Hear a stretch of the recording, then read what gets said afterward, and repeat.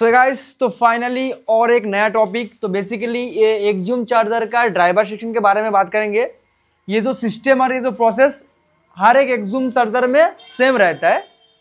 अभी जो नया लेटेस्ट इंट्रोड्यूसिंग 18 एम्पेयर और 22 एम्पेयर उसका जो इसमें सिस्टम है उसका भी सेम है, परंतु जो इसका जो वोल्टेज, जो VCC वोल्टेज, ये 3580 का VCC वोल्टेज और ड्राइवर का VCC वोल्टेज वो कहाँ से आता है, इसमें लिखा हुआ है नोटिस 18 और 22 एम्पेयर का जो एक्जियूम का नया मॉडल आ रहा है मार्केट में, उसका जो ड्राइवर सेक्शन और 3580 का जो VCC वोल्टेज वो 12 वोल्ट SMPS से आ रहा है। तो इसका कनेक्शन थोड़ा अलग होता है। SMPS का जो वाइपर IC में बना हुआ रहता है SMPS, उसका सिस्टम अलग रहता है। मैं और एक दूसरा वीडियो में कभी डिस्कस करूंगा। तो चलिए आज की इस टॉपिक को थोड़ा डिटेल्स में कवर करते हैं।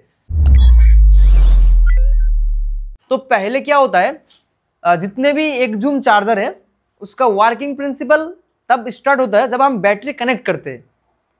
जब हम 48 वोल्ट बैटरी कनेक्शन करते हैं तब सिस्टम हमारा स्टार्ट होता है, क्योंकि अगर हम 48 वोल्ट कनेक्ट नहीं करेंगे तो हमारा 3580 IC और ड्राइवर सेक्शन का जो VCC वोल्टेज है वो नहीं मिलेगा, और जो मेन IC है 722 का मेन IC का जो 20 नंबर पिन में 5 वोल्ट VCC जाता है वो नहीं जा पाएगा। इसलिए बैटरी कनेक्शन करना जरूरी है। जब भी हम बैटरी कनेक्शन करते हैं तब हमको 3 चीज मिलता है। When battery connected we get 3 voltage, 10 voltage, 12 voltage और 2.5 volt DC sense main IC का 2 नंबर पिन में।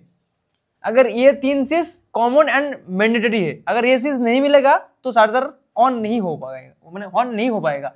तो जब हम क्या करते हैं, बैटरी कनेक्शन करते हैं तो 48 प्लस वोल्टेज मतलब प्लस वायर और 48 माइनस वायर से एक 1 के 6 वाट रेजिस्टेंस प्लस वायर में लगा रहता है, और एक माइनस जो जीनाडाउट होता है वो रिवर्स बायस काम करने के दौरान इसमें प्लस टर्मिनल से माइनस और माइनस में प्लस लगा रहता है। फिर जीनाडाउट का काम वोल्टेज को स्टेबल करना, तो क्या करता है 12 वोल्ट में वोल्टेज स्टेबल करने के बाद ये इधर में 12 वोल्ट मिलता है हमको। ये 12 वोल्ट स्टार्टिंग वोल्टेज फिर एक वोल्टेज रेगुलेटर मतलब 12 वोल्ट रेगुलेटर सेक्शन में जाता है, और उस 12 वोल्ट रेगुलेटर सेक्शन में जो रेगुलेट करते हैं वो 48 वोल्ट इस सेक्शन को रेगुलेट करता है। फिर रेगुलेट होने के बाद ये 12 वोल्ट सीधा थर्मोस्टर से पास होते हुए 3550 IC का 15 और 13 नंबर पिन में VCC एंट्री होता है। फिर 13 नंबर पिन से एक नॉर्मल डायोड 1N4007 डायोड होते हुए इस 12 वोल्ट के डायरेक्शन देके इस ड्राइवर सेक्शन में VCC वोल्टेज एंट्री हो रहा है। ये जो वोल्टेज होता है ये स्टार्टिंग वोल्टेज है। रनिंग वोल्टेज कहाँ से आता है, इधर में लिखा हूं मैंने, जो रनिंग वोल्टेज 12 वोल्ट फ्रॉम 78 12। जब हमारा चार्जर पूरा का पूरा सिस्टम ऑन हो जाता है, जब प्राइमरी कॉइल से जब सेकेंडरी कॉइल में लाइन आता है, सिर्फ सेकेंडरी कॉइल से लाइन DC करके हम बैटरी में भेज देते हैं इंडक्टर कॉइल के थ्रू और रिले के थ्रू। और इसमें क्या होता है, एक ऑक्सिलरी बाइंडिंग से AC वोल्टेज को DC करते हैं हम UF डायोड के थ्रू, फिर जाके हम 7812 वोल्टेज रेगुलेटर IC में देते हैं। फिर उधर से 12 वोल्ट निकलते हुए जो वोल्टेज आ रहा है उसमें बोलते हैं रनिंग वोल्टेज। उस रनिंग वोल्टेज से क्या होता है, फैन घूमता है, रिले चलता है और ड्राइवर सेक्शन ऑपरेटिंग होता है। तो इसमें जो सिस्टम है, हम बैटरी कनेक्शन करने के बाद ही सिस्टम स्टार्ट होता है। तो फिर क्या होता है, जो हमारा जो 3550 IC है ये एक मल्टीटास्किंग मॉड्यूलर PWM IC है। इस एक हर एक 16 पिन है, इसमें 1 से 16 पिन है। हर एक पिन का एक स्पेसिफिक काम रहता है। अगर वो सही से काम नहीं करेगा तो हमारा जो PWM पल्स, जिसको हम ड्राइव वोल्टेज बोलते हैं, वो निकलेगा ही नहीं। वो क्या होगा, वो निकलेगा ही नहीं। तो हम पहले शुरू से शुरू करते हैं। जब हम बैटरी कनेक्शन करते हैं इसमें तो इसका VCC वोल्टेज आ जाता है। VCC वोल्टेज आने के बाद इसका VCC वोल्टेज रेडी है और काम करने के लिए भी रेडी है। तब क्या होता है, हमारा जो 10 नंबर पिन है इसको बोलते हैं शट डाउन पिन। जब तक 10 नंबर पिन में 3 वोल्ट रहेगा तब तक ये IC बंद रहेगा। इसमें उल्टे रहता है। क्या होता है, जब वोल्टेज आता है कोई चीज में तो चालू रहता है नॉर्मली, इसमें वोल्टेज होने का कारण ये IC बंद है। जब जिस टाइम इस 10 नंबर पिन का वोल्टेज 0 हो जाएगा तब IC क्या होगा, शट डाउन पिन से ओपन मोड में आएगा। फिर इसको स्टार्ट करने के लिए इसमें 8 नंबर पिन रहता है, इसका नेम होता है सॉफ्ट स्टार्ट पिन। जब इस 8 नंबर पिन में 4.8 वोल्ट आएगा और जितने भी सारे पिन उसका वोल्टेज एक्यूरेट होगा, फिर जाके 11 नंबर और 14 नंबर पिन से PWM पल्स यानी ड्राइव वोल्टेज निकलेगा। और ड्राइव वोल्टेज आएगा किधर, ये ड्राइवर सेक्शन। इस ड्राइवर सेक्शन में 3 चीज चाहिए। एक होता है ड्राइवर का VCC वोल्टेज, एक होता है ड्राइवर पल्स और एक होता है ग्राउंड। ये तीनों चीज देने के बाद ही काम करेगा। तो हमारा जो ड्राइव आता है वो 11 नंबर और 14 नंबर पिन से आता है। कितना आता है? मतलब 2 से 5 वोल्ट तक आता है। तो एक इसमें हमने क्या लिखा है, ए और बी, क्योंकि एक ए और बी क्यों लिखा, इसमें आउटपुट ए जो मॉस्फेट है उसको हम ए बोल रहे हैं और आउटपुट बी इसको हम बी बोल रहे हैं। और इसमें देखे मैंने क्या लिखा, सोर्स ड्रेन गेट।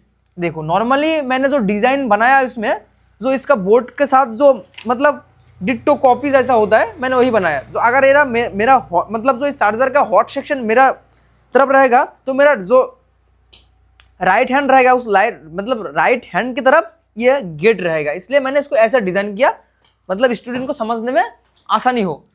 अगर नॉर्मली अगर हम एक मॉस्फेट उठाएंगे तो उसका इस तरफ होगा, मतलब मेरे हैंड का लेफ्ट तरफ होगा गेट। तो मैंने जो इसको डिजाइन किया इसका बोर्ड के साथ मतलब मिल करके मैंने किया, इसलिए इसको ऐसे कर दिया।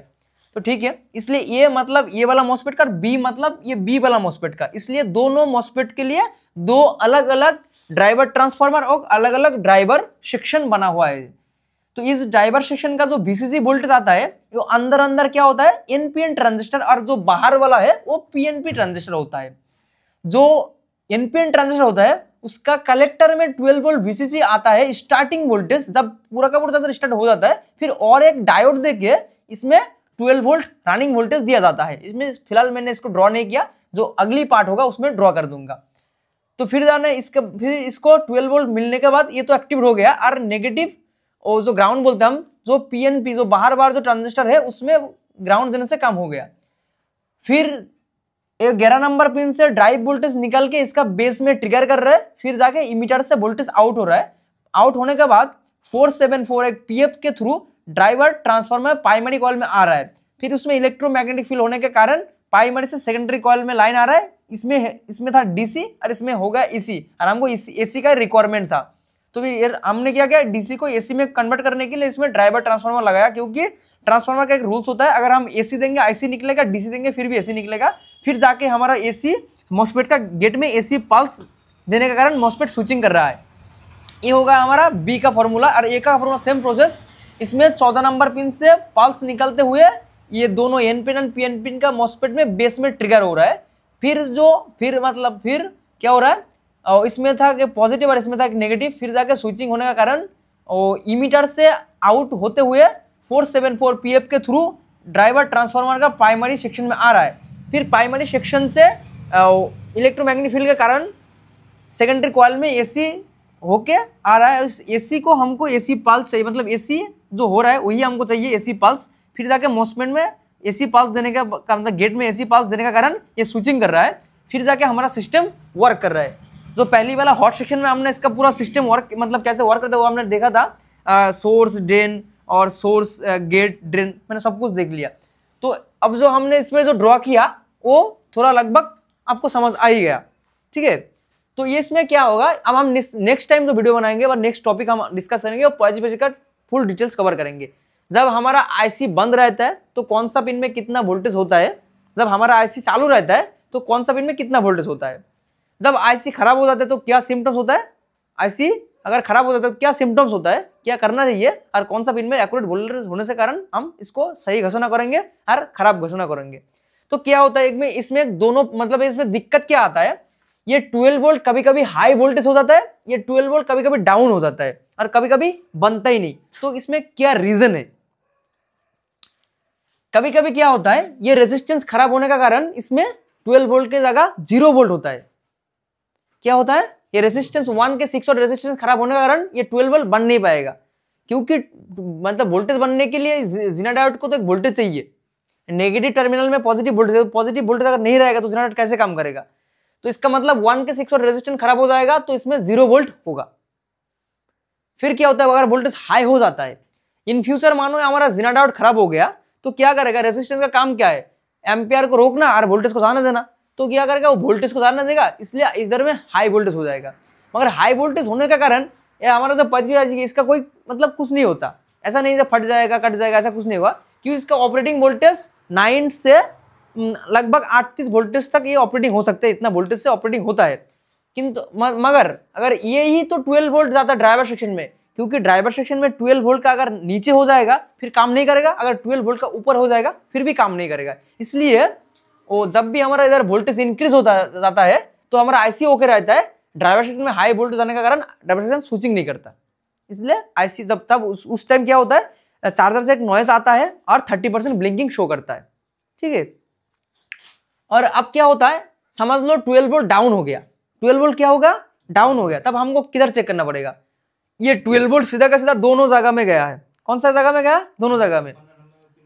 एक होता है 35 आईसी का 15 और 13 नंबर पिन में, और एक होता है ड्राइवर स्टेशन का वीसीसी वोल्टेज। अगर मान के चलो एक मतलब किसी दिन आया डाउन होके आया, तो इसका मतलब सीधा सीधा शॉर्ट हो गया, नेगेटिव के साथ पॉजिटिव शॉर्ट होने का कारण वोल्टेज दब गया। अगर इस वोल्टेज में एम्पेयर होता तो जला देता, क्योंकि इस वोल्टेज में एम्पेयर ना होने के कारण इसमें वोल्टेज खुद ही दब जा रहा है, सही है ना। तो इसमें आपको क्या करना पड़ेगा, इस टाइम हमारा वीसीसी वोल्टेज ड्राइवर सेक्शन से कट देना पड़ेगा। अगर कटने का बाद सही हो जाता है, इस मतलब कटने का बाद अगर सही हो जाता है तो समझ लीजिएगा ड्राइवर सेक्शन में कोई शॉर्ट है, हो सकता है पीएनपी, हो सकता है एनपिन ट्रांजिस्टर शॉर्ट है। अगर कटने के बाद वोल्टेज जैसा था वैसे ही है तो इसका मतलब सीधा सीधा मतलब हमारा ड्राइवर सेक्शन ओके है, ड्राइवर सेक्शन में कोई शॉर्ट नहीं है। फिर हम उस टाइम क्या करेंगे, जो 35 का आईसी से 15 और 13 नंबर पिन में वोल्टेज आता है, उस वोल्टेज को हम काट देंगे। जंपर है, जंपर को हम खोल देंगे। अगर जंपर खोलने का तुरंत बाद अगर आईसी में तुरंत खोलने के बाद अगर हमारा स्टार्टिंग वोल्टेज सही हो जाता है तो समझ लीजिएगा आईसी इंटरनली शॉर्ट हो गया है, ठीक है। आईसी नया लगाने से काम बन जाएगा।